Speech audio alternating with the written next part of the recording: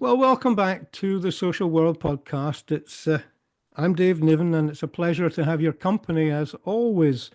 And today I'm doing something really interesting and exciting. I'm revisiting a guest that we had on the program 3 years ago now, Professor Johnston Wong, who's Professor of Social Work and Psychology at the Beijing Normal Hong Kong Baptist University. Um, Welcome to the program, Johnson. It's lovely to have you back again. Hi, David. It's a long time, 3 years. So I am so pleased to be able to here to talk to you again and your audience. Yes, thank you. Now, um, I want to ask you the obvious question a little bit because people who followed us before, it's been 3 years, and that's a long, long time sometimes in international affairs. So, can you just fill us in a little bit about any changes to the work that you're doing now? Yes, I think we have just passed our 20th anniversary last year because we started in December 2004 when the Asian tsunami hit all over Asia. And then there was a big disaster. And at that time, we went down to Thailand, Phuket, Thailand, and then try to start with our the first project, disaster social work project, and that lasts for 1 year. Now, this is, sorry, And let me stop you a yeah, second. This is Social Workers Across Borders, which is the organization that you co-founded in 2004. Just for people listening that didn't hear us before. Sorry, just to give people an idea of what it is and sure, sure. the work you've done. Sorry, please carry on. Okay, so as I said, we celebrate our 20th anniversary, and then we organize a conference in Hong Kong. And of course, one of the pressing issue of that conference is to how can we social worker, particularly in disaster interventions, how can we use modern technology nowadays is about digital technologies. How can we use these technologies to help our interventions? So that is one key topic. And of course, SWAB, I mean, social workers across borders also have some experiences, and we gone through the COVID-19, and the COVID-19, I think is a push for all of us to go to, online, and then because of the policies of social distancing, and then so suddenly everything seems to be going online. I Yeah. think, for example, teaching before COVID-19, we say, oh, social workers should not teach, or should not teach online. We should try to maintain face-to-face interaction, and that is very important to our teaching methodologies. But during COVID-19, I think, for example, in China, we almost blocked everything for 3 years, 2 to 3 years. Right. So we have to move online. Yeah. And because of this, a lot of new, applications, not exactly technology, but a lot of new applications was were developed. And then we found that we can still use digital technologies, at least together with face-to-face or personal interaction. So a hybrid mode of social intervention has developed, and we uh, of course, we help a lot. We provide a lot of this kind of counseling or psychosocial support on WeChat groups. So it's like uh, Yeah. like an apps group discussion or chat room, like the WhatsApp chat room. So we use chat room to organize more than 20 or 30 group for the Wuhan residents, and each group may compose of 200 participants at the same time. So we organize some activities over there. And again, on the 2023, I think at this time the Omicron attacked Hong Kong, and then Hong Kong also has caused a lot of deaths, and then a lot of people are locked up in the rooms. So we do another project, and this time we are more prepared, and that's why we have a lot of what we call digital materials, like educational materials, etc., etc. And then we can organize certain relaxation exercise. And we hire certain sports experts, etc., and then they deliver this kind of exercise and then training, kind of online training to our clients. And Isn't this that time, our clients interesting? are focusing on those Chinese immigrants, new immigrants to Hong Kong, because Yeah. normally uh, they are less privileged, and then they are earning rather general labor jobs. And because of the COVID-19, they lost their temporary jobs, and then they were locked up at the room, and then they have children. So we try to select families, around 600 families we have served, totally online for almost half a year. And we got this funding from the Jockey Club. So that is one move that we can see that we can do better in disaster social work. And this it is one of the new arena that we have to explore.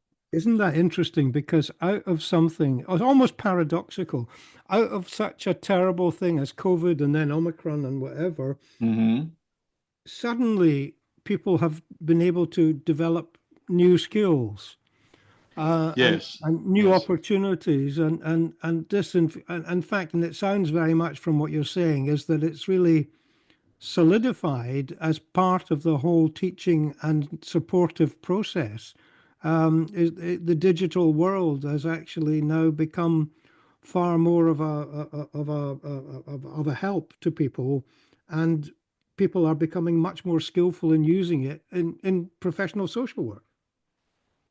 You are very correct. Actually, a lot of our professional training, not just social workers, but also for counselors and then the healthcare workers, they are not used to it.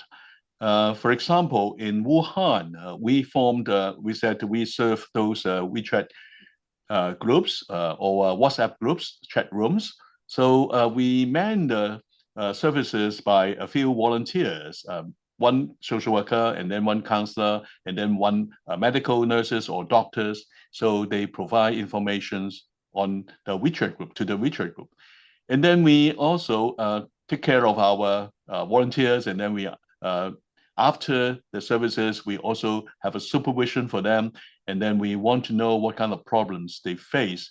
So a lot of problems. For example, when we always talk about interdisciplinary approach, but when we are really working together, so we do not know what are the boundaries. For example, if someone raise a question in the WeChat group, in the WeChat chat room, then Yeah. whether the social worker should answer or the psychologist should answer. And obviously, it's not a purely medical or biological question.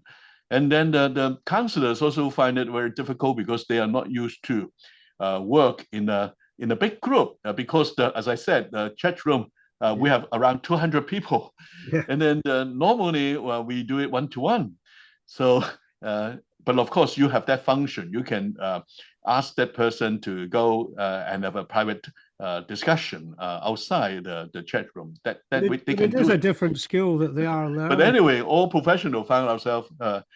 not ready. We have a lot of barriers or uh, difficulties, and that's why during the second time, social workers across borders tried to develop something that is we can use on online. For example, even icons or certain education materials. We do not rely on personal teaching. We do tape our social psychological messages and put it on the web such that they can watch it at any time, and then they can replay it. So all these experiences tell us that we are not ready. We are not trained for that. No, but I can see that I mean I can see that there are benefits to it. Yes. Certainly there are sort of advantages to digital awareness and digital helping, but one of the problems I suspect is actually getting people to get away from relying on the one-to-one. And a lot of people would actually say that they value one-to-one as a means of actually getting counseling or getting support or just engaging with somebody who's there professionally to help them. Have you found a problem with kind of disengaging from that and people feeling a little bit bereaved of the one-to-one? Well, of course, I mean, people would prefer one-to-one, but we found out that a lot of people prefer the WeChat chat room. Yeah. Yeah. First of all, they need not to identify themselves. Sometimes they even turn off the images. So you see the icon is there, you know that they are still listening. And then they sometimes give you a comment, but they have a lot of freedom. And this enormity that they do not have to identify themselves and then actually give them advantage or actually give us an advantage too, that we can reach a lot of more people. Right. And we believe that in group work, isn't it? So they may just stay there, but they listen other people to ask questions. And then they listen how we answer those questions. They may disagree or agree, but anyway, the information that they get is a lot more than they themselves ask questions. So we have to use the group approach, kind of encouraging people, and then if someone asks a question, we recognize them, and etc. etc. And So because it's on it's a very because it's different skill, online, the people different skill can sets. Yeah, revisit it later, can't they? yeah. Like in a one-to-one situation, you wouldn't necessarily always be able to revisit, but in digital group situations or something that's online, you can go back again and check things and revisit what people said, and it could be an improved learning experience.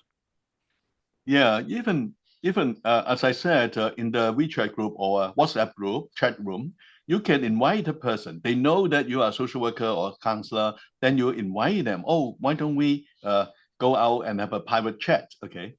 Sometimes they do join. A lot of people actually try to ask you deeper questions than privately.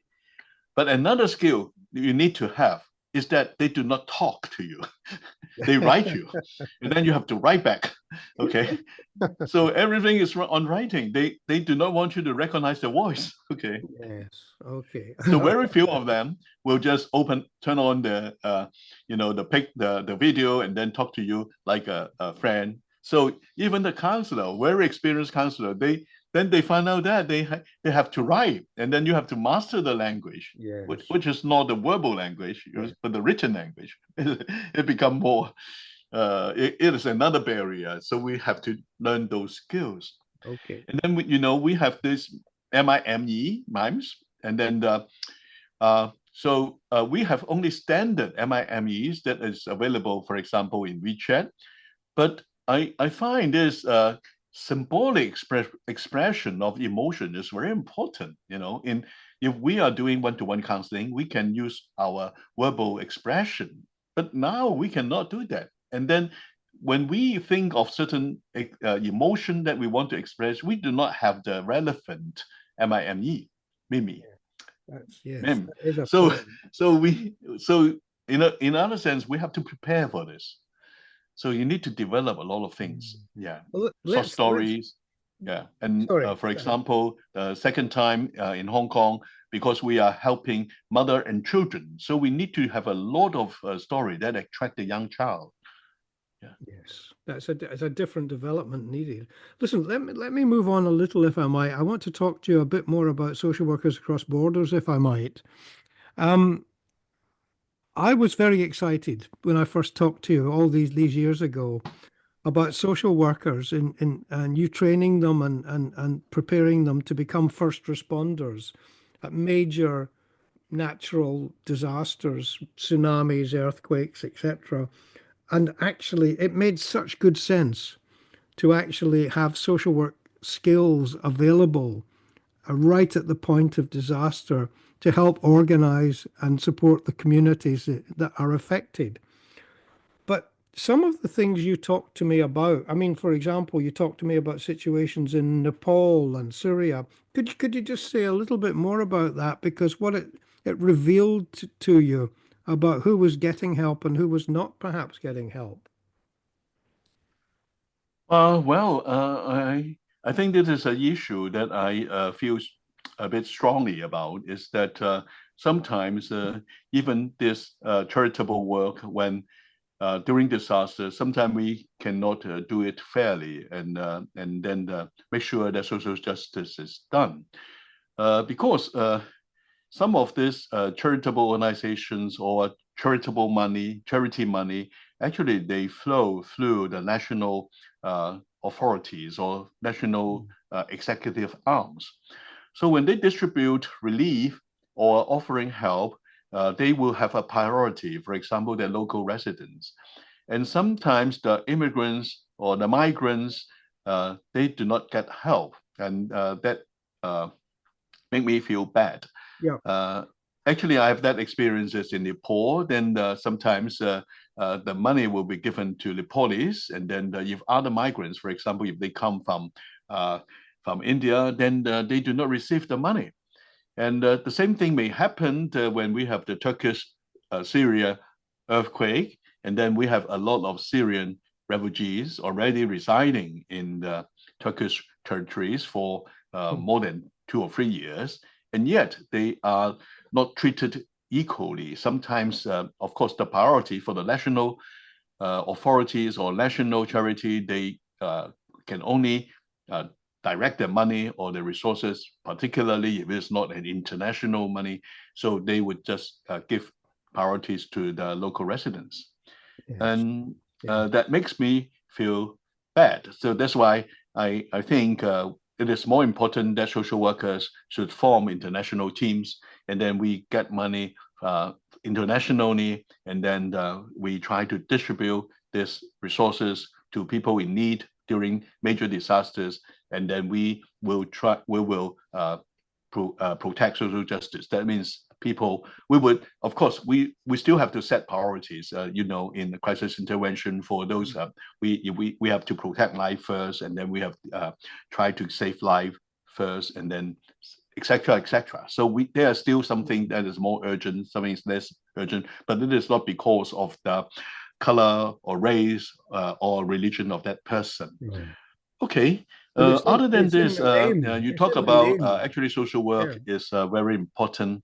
Uh, I think assets for the governments, and then in disaster situation, actually they should mobilize and use social workers to help in this kind of disastrous situations. Well, I think to answer why is there not a proper recognition, I wrote about this recently in a book chapter. Mhm. So actually, a lot of social work value in disasters is not fully recognized or actually undervalued. On one Agreed. hand, we do not have very systematic training for social workers in disaster. So a lot of disaster social workers may get used to their own work in the professional arena, for example, in casework or in family work and or mental health work. So we are not trained to go into an open space. Actually, mainly very often is next to wilderness area, and then to offer our services and help to needy people. Uh, so on one hand is our own inadequacies, our professional trainings may not be sufficient, and then we are very tied up with our own busy jobs. Okay, most social workers are very busy with their own employment already, so it is difficult for them to find time and then want to come to volunteer in disaster situation. And on the other hand, I think on the government side or policy side, uh, they do not consider psychosocial support is that important. They still focus on physical needs, medical assistance, and then some basic relief. And they think disaster social work is all about this. But in fact, I think COVID-19 has brought us some new messages.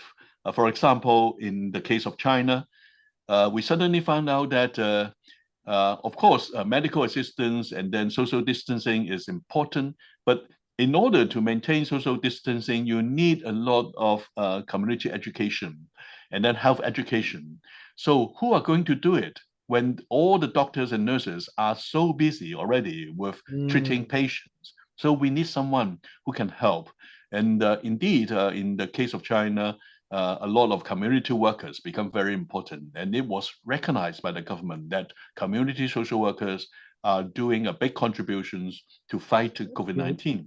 That's good to know. And that perhaps is a change of tide. And then I think other countries will have similar experience as well. I think in other countries, I think the governments are suddenly aware it is not to handle only the incident or the event like COVID-19 or other kind of earthquake or etc. Is to the more important question, just like psychologists would propose, is the social psychological needs after the disaster, the possibility of post-traumatic stress disorder, and then the possibility of suicide that may kill much more people than the earthquake. So in that sense, I think some governments, I think, are getting more aware, and I term it. I created a term. It's called social psychological emergency and disaster risk reduction management.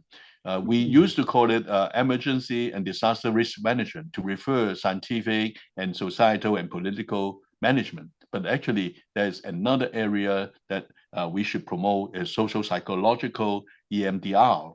We have health EMDR published. The framework is published by WHO, but so far we have not published any social psychological EDRM, emergency and disaster risk reduction management. Can I just interrupt you a second? Because last year you had a large event in Hong Kong, a conference to celebrate 20 years of the social workers across borders. And the very subjects that you're talking about were very front and foremost at that conference. Do you feel it's getting traction? Do you feel that you're actually getting movement and acceptance of your points of view?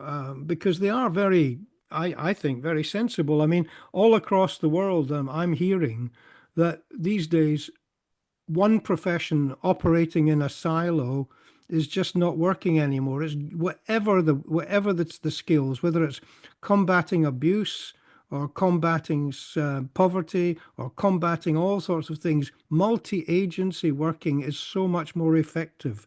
Would that be right too? Because you're talking about the exact same in disaster management.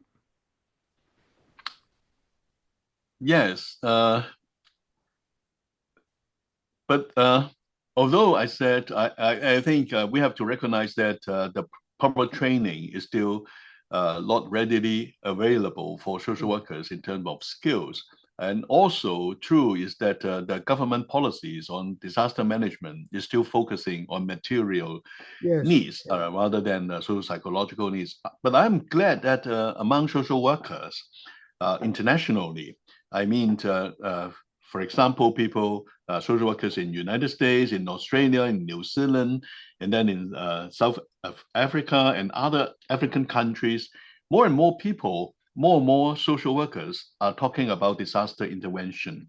And then there are more and more voices saying that we should train social workers or at least provide disaster social work services.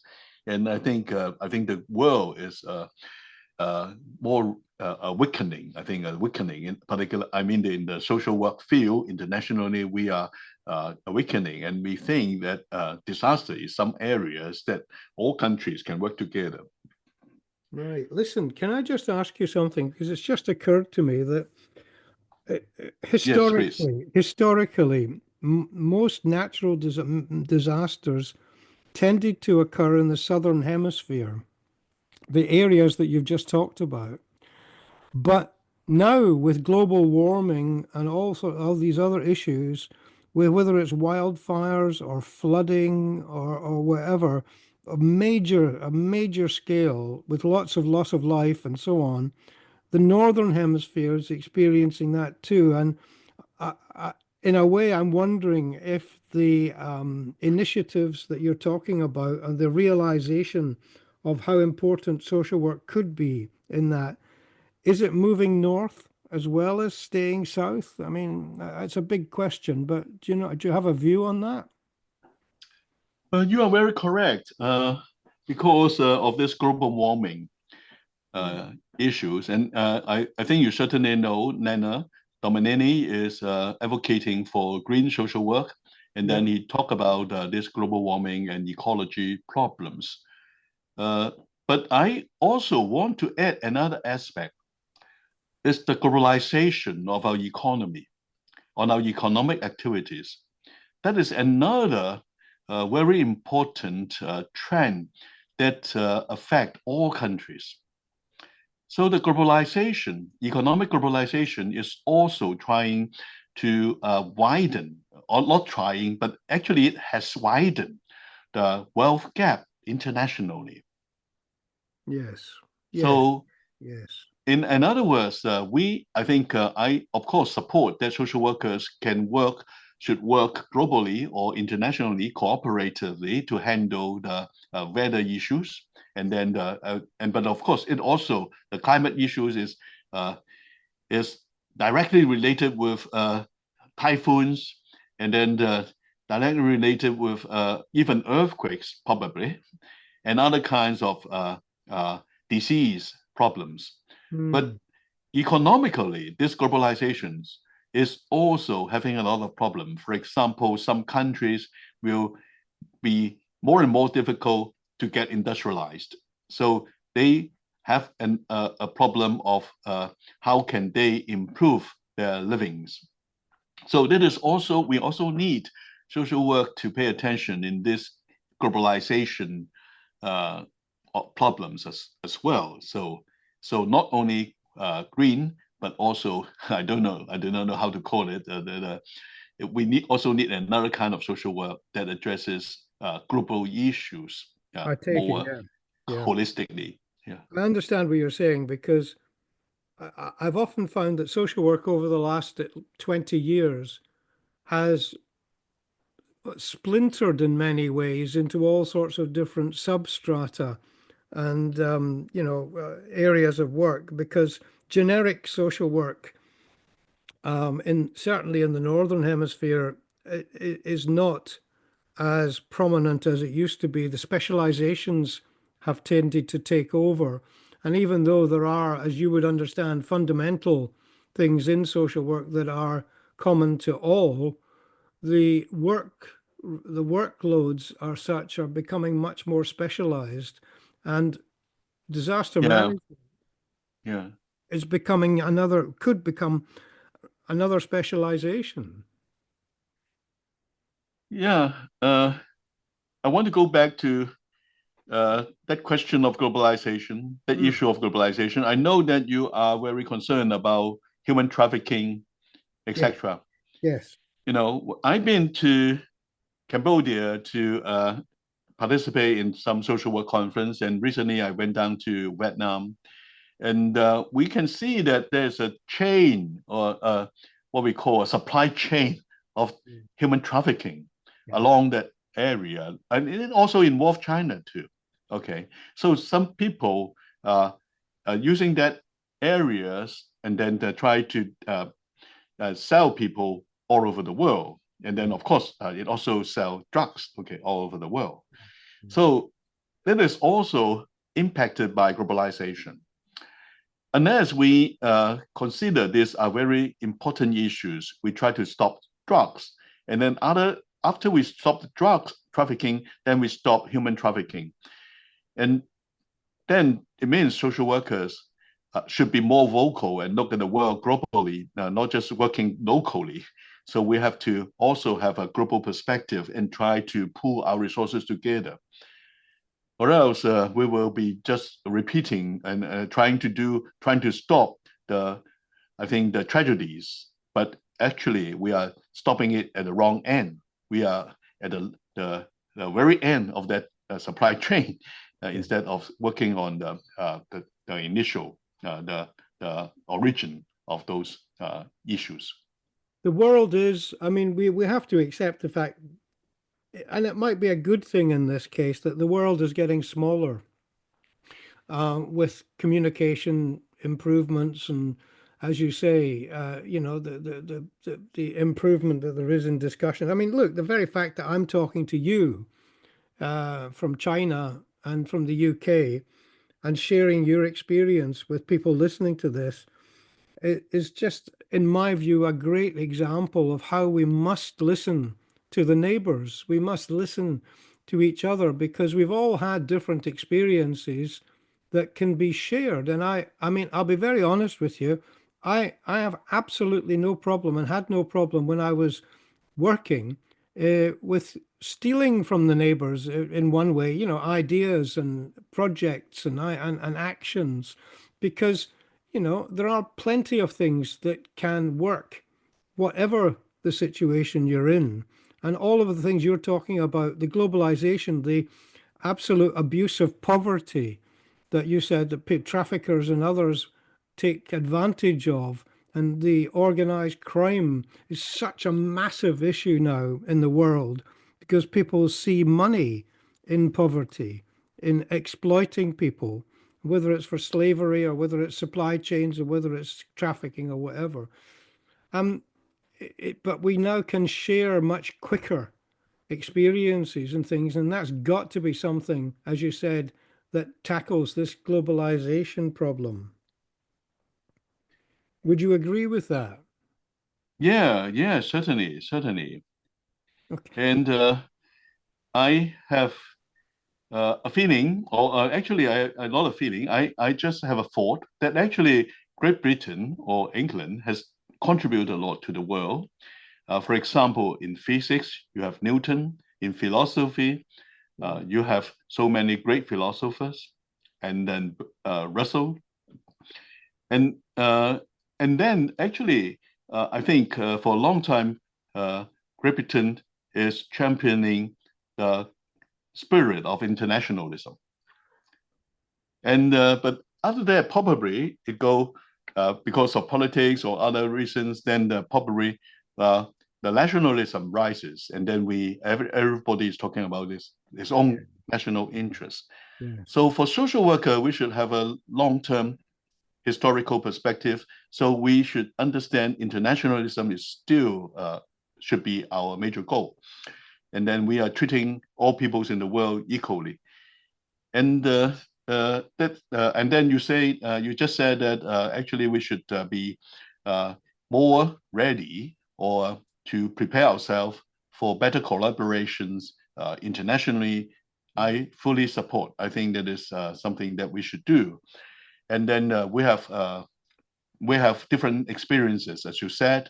Uh, not only our personal experiences, but also our national experiences. For example, what England and Great Britain has experienced it in the last 50 years, or China has experienced it in the last 50 years as a collective, experiences. It's also very valuable for us to exchange, okay? For us to look at the world problems and then see whether we can work together. I really think it is something that we need to do. Yeah.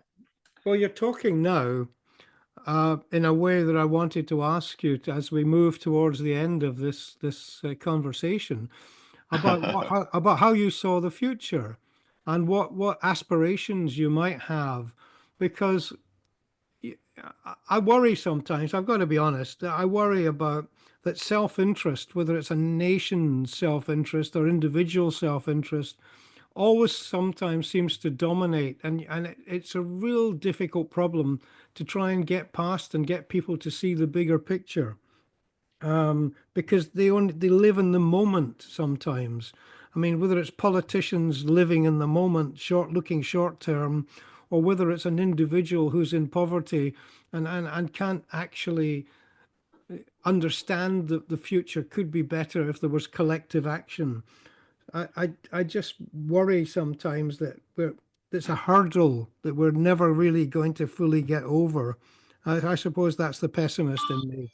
How do you feel about things like that? I share your worries entirely, 100%. Okay. Mm. I sometimes I doubt whether our world will become better.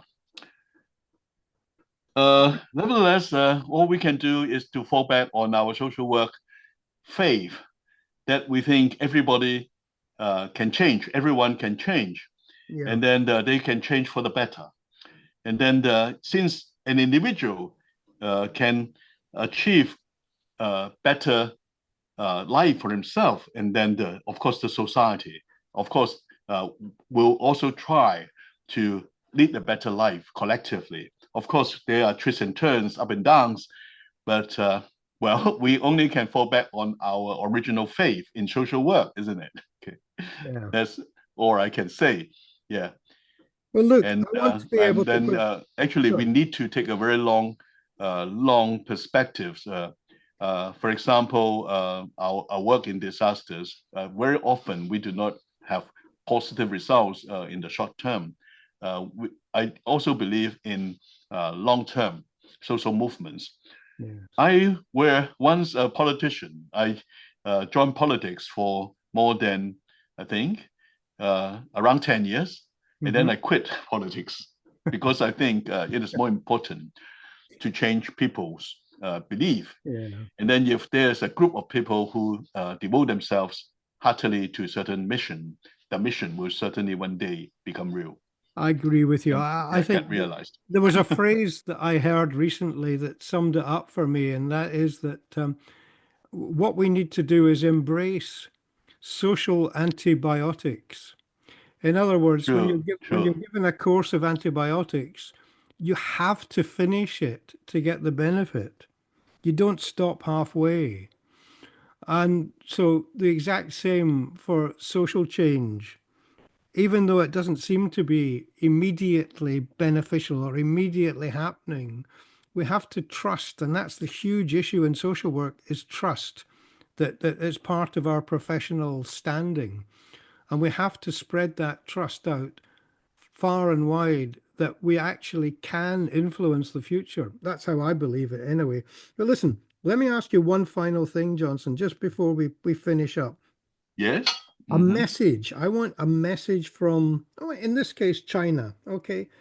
Social work in China, because I mean, where do you see it? If I spoke to you again 3 years from now, I we have another gap again, and I want to talk to you again soon, in a gap period. Do you have optimism that some of the things you're talking about will have actually been developed further? Well, China has a lot of its problems, and then we also have some difficult times for social work. Okay, but of course, we believe that the I think the profession, social workers themselves, will uh, will try to face these challenges. Not every social workers can survive because the economy of China is going down. So some social work agencies cannot find funds to support them. Right. So they may not be able to survive. And then we may lose some of our manpower. So some very experienced social workers may have to change job, and it may be difficult for them to come back when the economy is getting better. But at the same time, I think the social workers, the number of social workers remain in the profession. They got better training, and then they are more eager to stay and to pursue, for example, the master degree, the PhD degrees. So quality-wise, I think we still have a lot of improvements in social work field. And of course, on the other hand, so this from the social workers, the personnel point of view. So there are some up and downs, and then some people we may lose some people, we may lose some people, and then we may maintain certain people with higher qualities and more serious Mm. missionary mission.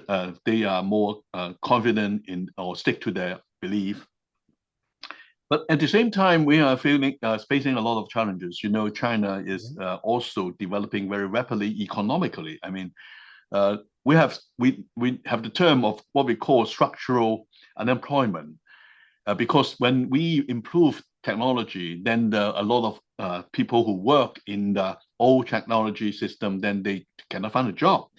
And China is moving very rapidly. We move from an agricultural society to an industrial society to a digital society, and now we are moving to AI society. And then the COVID-19 actually also give a push. I think they're pushing this kind of changes. So a lot of people may not be able to find jobs in the traditional manufacturing industries, and they may not be trained they may not get the training in the AI industry, and then they may not be able to work in the AI new industries. Yeah. So this kind of problems will create a lot of problems, social problems in China, and then we have to study them. We do not know how to deal with them because we are still dealing with those migrants populations. Those people who come from the rural areas to the coastal area, more developed area to find jobs, but now they cannot find jobs. They have to go back home. And how can we provide a better future for all people economically? And then social worker, how can social worker help? This is a lot of new questions that we have to study and study fast. Well, if you hear study any fast. of the answers, would you let me know? Anyway, so we hope that we can survive. Well, look, thank you. I mean, I appreciate it. And I do, what you just said there resonates. The highly qualified unemployed are a huge growing group of people in the world.